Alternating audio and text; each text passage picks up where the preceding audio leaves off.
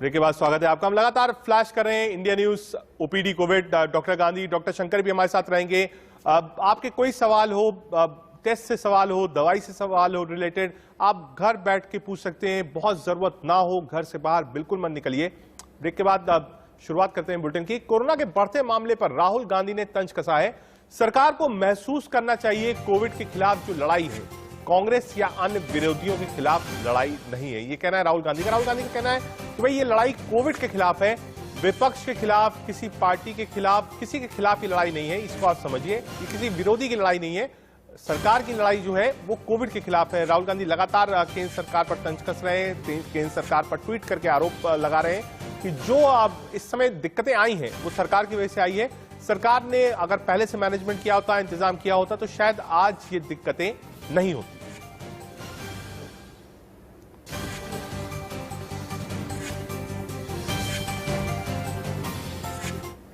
हमारे साथ दो डॉक्टर्स का पैनल है। डॉक्टर कुमार गांधी है, पूर्व वाइस प्रेसिडेंट है आईएमए के, और डॉक्टर ओम शंकर है, सीनियर कार्डियोलॉजिस्ट बीएचयू के। डॉक्टर साहब, ब्रेक के बाद आप दोनों का स्वागत है। डॉक्टर साहब, एक सवाल मेरा भी है। अब जो लेटेस्ट आप कह सकते हैं हिदायत मिल रही है वो यही मिल रही है, और शायद डॉक्टर शंकर इसको फॉलो भी कर रहे हैं। मुझे लगता है अगर आप घर पर हैं कि अगर आप घर पर भी हैं तो आप मास्क लगा कर रखिए, बाहर आप जा रहे हैं तो आप डबल मास्क रखिए। अगर आप घर पर हैं तो एटलीस्ट एक सर्जिकल मास्क, अगर आप N95 नहीं भी यूज कर रहे हैं तो एक सर्जिकल मास्क आप घर में भी बैठिए, घर वालों के साथ भी रहिए जो बाहर नहीं भी जा रहे हैं। आप घर में ही हैं, सब लोग लॉकडाउन में, जहां जहां लॉकडाउन है तो आप घर में भी रहिए तो मास्क लगा कर रखिए। डॉक्टर शंकर। नहीं, इतना ज्यादा तो मैं एग्रेसिव नहीं हूँ, और शायद ये बहुत ज्यादा मतलब प्रैक्टिकल भी नहीं है, फिजिबल भी नहीं है। हाँ, इसमें जो आपका ये सवाल है, अगर आपके घर में कोई मरीज कोरोना के होम केयर में है, तब जो कोरोना के पेशेंट हैं उनको भी घर के अंदर मास्क वेयर करना चाहिए। और अगर उनको कोई केयर करने जाते हैं, जो भी वैसे तो उनका रूम एक आइसोलेटेड होना चाहिए, अलग से लैट्रिन बाथरूम अटैच होना चाहिए उस रूम में, लेकिन जब कोई व्यक्ति, दूसरा आदमी उनके केयर करने के लिए रूम में इंटर करते हैं तो उस कंडीशन में आप घर के अंदर मास्क पहने। और अगर वो व्यक्ति केयर करने वाला उस रूम से चले जाते हैं तो उस समय आपको भी मास्क आप खोल सकते हैं। और दूसरी बात यह है कि आपका रूम जो है उसकी खिड़कियां खुली होनी चाहिए और वेल वेंटिलेटेड होना चाहिए, ताकि क्रॉस वेंटिलेशन होता रहे। और जो कोरोना जो है, ऐसा माना गया है अब रिसर्च में कि ये एयरबॉर्न डिजीज भी है, तो आपके बंद कमरों में ना सीमित रह जाए। ठीक है, और लोगों के आवाजाही को नियंत्रित। ठीक है डॉक्टर ओम शंकर, अब वेंटिलेशन का ध्यान रखा जाए, और अगर आप संक्रमित आपके घर में है, आइसोलेट है, तो आपको मास्क पहनना जरूरी है। एक कॉलर हमारे साथ जुड़ गए हैं, राकेश गुरुग्राम से। राकेश, आप अपना सवाल पूछ सकते हैं। गुड मॉर्निंग सर, मेरा नाम राकेश है। हम लोग कोविड पॉजिटिव 6 अप्रैल से हैं। उसके बाद हमें जो भी डॉक्टर्स ने रिकमेंड किया था वो मेडिसिन हमने ली हैं। हमने 17 डेज बाद वापस अपना RT-PCR टेस्ट कराया। अनफॉर्चुनेटली वो भी पॉजिटिव आया, एंड सिटी वैल्यूज जो हमारा 6 अप्रैल का था उसी के बराबर ही अभी भी सिटी वैल्यू आया। मेरी फैमिली में कोई सिम्टम्स अभी दिखते नहीं हैं। मुझे हल्का सा बुखार अभी भी बना हुआ है, बुखार करीब 99.5 तक रहता है। तो ऐसे में हमें क्या करना चाहिए? डॉक्टर गांधी, आप जवाब दे सकते हैं इसका। हेलो, हाँ जी, ये है कि देखिए, कोविड जो RT-PCR हम कराते हैं वो वायरल लोड के बारे में बताता है, और वायरस डेड है या अलाइव उसके बारे में हम नहीं बता सकते RT-PCR से। RT-PCR आपका 1 से 1.5 महीने यानी आपको 6 वीक्स तक पॉजिटिव हो सकता है, लेकिन जो इसका वायरस आपके शरीर में जिंदा है वो सिर्फ 9 दिन के लिए रहेगा। 10 onwards it will be dead, you are out of ICU। अगर सिर्फ ICU के अंदर किसी वजह से कोई एडमिटेड है तो उसका वायरस 9th डे से बियॉन्ड भी एक्टिवेट रह सकता है। आप होम क्वारंटाइन है, आपके 9 दिन के बाद का जो भी है, आपके सिम्टम्स भी कम हो गए हैं। RT-PCR पॉजिटिव होने का मतलब है कि वायरस अभी आपके शरीर में है, पर डेड वायरस, आपको कोई क्षति नहीं होगी इससे। अनफॉर्चुनेटली, फॉर्चुनेटली आप इसको दूसरे में भी कहेंगे, RT-PCR कई बार पॉजिटिव आता है, आता रहेगा, उसका मतलब ये नहीं है कि आपको अभी भी कोरोना का डिसीज है। ये जरूर साबित होता है कि आपके अंदर कोरोना के वायरस अभी भी हुए हैं, लेकिन वो भी ऐसे नहीं है कि आप किसी और को भी इन्फेक्ट कर सके।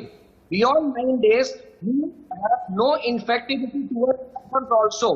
तो आप 9 दिन के बाद किसी और को संक्रमित भी नहीं कर पाएंगे, ना ही वो वायरस एक्टिव है आपके अंदर जिससे कि आपको कोई क्षति होगी। So if RTPCR comes positive, nothing to worry. अगर कोई सिम्टम्स नहीं है, don't worry about anything. RTPCR कई बार 6 हफ्ते तक भी पॉजिटिव हो सकता है।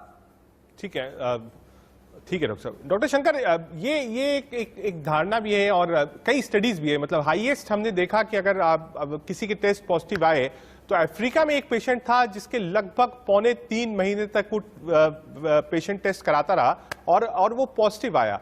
तो क्या माना जाए, कितने दिन बाद अगर उसके बाद भी पॉजिटिव रिपोर्ट आती है तो माना जाए कि हाँ ये डेड वायरस है, अब आपको डरने की जरूरत नहीं है? डॉक्टर शंकर। डे तो जैसे आपने खुद कहा कि और अभी जो गांधी सर ने भी कहा कि आप इस बात से जज नहीं कर सकते हैं कि अगर आपके अंदर कोरोना के वायरस पाए जा रहे हैं तो वो डेड है या अलाइव है।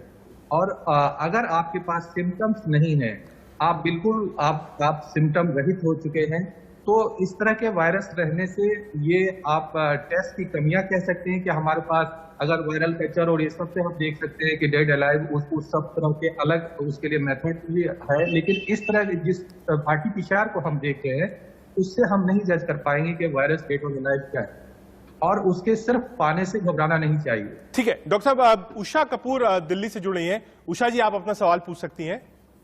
हमारे ना नीचे के फ्लोर में सभी लोगों को कोरोना हुआ है, तो ऐसे में क्या हमें अपने घर की खिड़कियां और दरवाजे खुले रखने हैं या हमें बंद करके रखना चाहिए? बहुत अच्छा। और इस वक्त लोग जानना चाहते हैं कि अगर आस-पास फ्लोर अपार्टमेंट में हो जाए, डॉक्टर शंकर, क्या खिड़कियां खुली रखनी चाहिए और क्या एहतियात रखना चाहिए ऐसे लोगों को? नहीं, बिल्कुल। अभी जैसे मैंने आपको कहा कि कोरोना जो है जितना वेंटिलेटेड होगा, जो पेशेंट हैं उन लोग को भी वेंटिलेटेड होना चाहिए, और जो उनके आस पड़ोस है उनको भी वेंटिलेशन की पूरी वो व्यवस्था बनानी चाहिए। और बंद कमरे में क्या होता है कि अगर कोई पेशेंट आपके अंदर आया, आपके घर में खांसा छींका, तो वो मतलब एयरबॉर्न अवस्था में आपके रूम क्लोज डोर में घूमते रहता है, तो उससे संक्रमण की ज्यादा संभावनाएं होती है। लेकिन जब क्रॉस वेंटिलेट आप करते रहेंगे, तो इधर से आएगा हवा, उधर से निकल जाएगा, तो इतने सीमित समय में आपके संक्रमित होने की संभावना बहुत कम है। ठीक है डॉक्टर साहब, मतलब जो ऑफिसेज हैं जहां सेंट्रल एसी चल रहे हैं, वो एसीज नहीं चलने चाहिए। अगर ऐसे क्रॉस वेंटिलेशन को देखा जाए तो एसीज नहीं चलने चाहिए, फ्लोर्स की खिड़कियां, दरवाजे, ये सब खुले होने चाहिए। डॉक्टर गांधी। बिल्कुल सर, देखिए जितना भी हम सफोकेटेड एरिया में रहेंगे उतना ही उस वायरस को हम ज्यादा सर्कुलेट करेंगे। मैं सर की बात से बिल्कुल अग्री करता हूं कि ये जो वायरस है ये एयरबॉर्न है, यानी हवा के अंदर इसके कीटाणु पाए जाएंगे। तो जितने इसको खुले में रखा जाएगा, जितना हम ओपन वेंटिलेशन में रहेंगे, उतना इससे संक्रमित यानी कि इन्फेक्ट होने के चांसेस हमारे कम हो जाएंगे। डेफिनेटली जो मोर वेंटिलेटेड एरियाज है वहां लेस चांसेस है।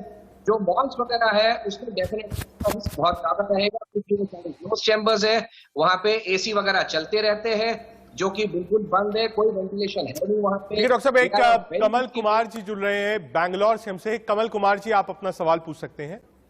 सर, मैं तो 12 दिन हो गया हॉस्पिटल से डिस्चार्ज होके आया हूँ। मेरे को कोरोना वैक्सीन कब लगानी चाहिए? मैं सीनियर सिटीजन था। अच्छा डॉक्टर शंकर, आप जवाब दे सकते हैं। जी जी, सवाल पूछें। बिल्कुल, सवाल एक बार फिर से दोहराइए अपना। मैं सीनियर सिटीजन हूँ। 12 दिन पहले कोविड पेशेंट था, हॉस्पिटल में एडमिट होके आया हूँ। मेरे को वैक्सीन कब लगानी चाहिए? आवाज को मैं सुन नहीं पा रहा हूँ, आवाज कट कट। डॉक्टर साहब, डॉक्टर शंकर, इनका कहना है ये कोविड पॉजिटिव थे, अब निगेटिव हो गए, 12 दिन बाद घर आ गए हैं, सीनियर सिटीजन है, इनको वैक्सीन कब लगवानी चाहिए?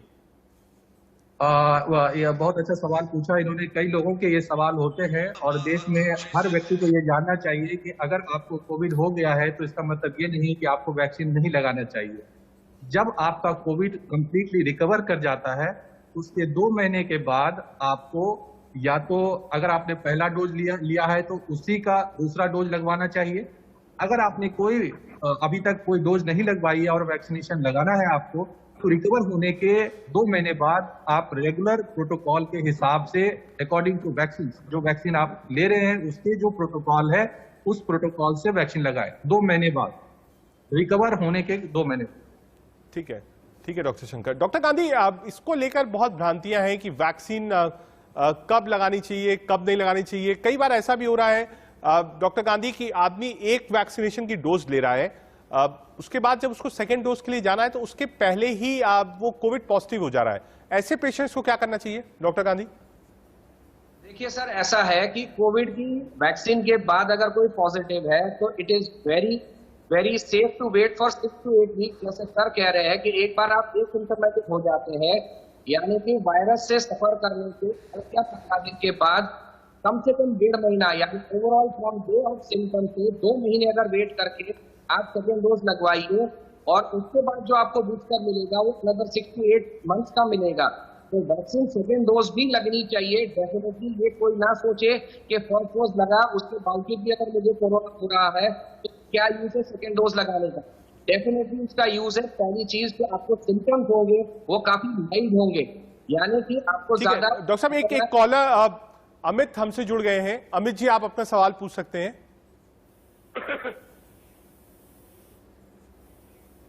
अमित जी, क्या आपको आवाज मिल रही है? आप अपना सवाल पूछ सकते हैं।